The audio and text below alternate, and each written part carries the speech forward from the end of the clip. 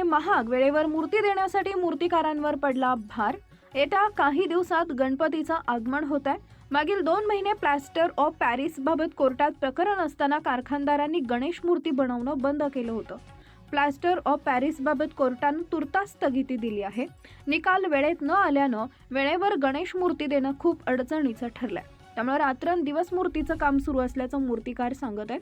यावर्षी मूर्तीच्या दरातही वाढ झाली असली तरी मूर्ती बुकिंग सुरूच असल्याचंही मूर्तिकार सांगत आहेत। या वर्षीचा गणेश उत्सव म्हणजे आमच्यासाठी लई कठीण परिस्थिती झालेली आहे। कारण की जे पीओपी बंदीवर जे कोर्टाने हे केलं त्याच्या बाजूने आमची गणपतीवाल्यांची केस जिंकून आली। त्याच्यासाठी 2 महिन्यात कालावधी आम्हाला भेटले। त्यात आम्हाला गणपती एवढे सारे रंगवायचे आहेत, पण ते आमच्याशी कसे होतील ते प्रयत्नाने आम्ही दिवस रात्र करून मेहनत करून गणपती रंगवायचं काम करतो। आणि एवढे गणपती आहेत ते आम्हाला तेच तारखेला जे आगमन 21 तारखेला ते 21 तारखेलाच आम्हाला आगमन करून द्यायचे आहे। ती जिम्मेदारी आमच्यावर आहे आणि आम्हाला कसं करायचं तेच आम्हाला काय सुचत नाही। आणि दुसरं यंदाचं गोष्ट, माझ्याकडे गणपती पण खूप मोठे मोठे आलेले आहेत, जे मला गिराकांनी जे केल्यात साथ दिली। माझ्याकडे गेल्या वर्षी 2 गणपती होते फक्त, आता मोठे 8 गणपती वाढल्यात।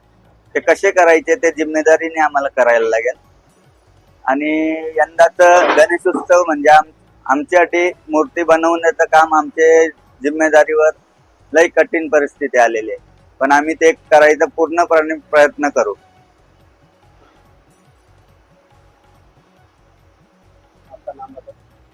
माझं नाव हितेश जनार्दन म्हात्रे। आमचं कारखान्याचं नाव म्हात्रे कला केंद्र, कुर्बेगाव। गणेश चतुर्थी को लेकर कुछ एक्साइटमेंट? गणेश चतुर्थी म्हणजे उत्सव तसा आहे का जल्लोषाचा उत्सव आहे।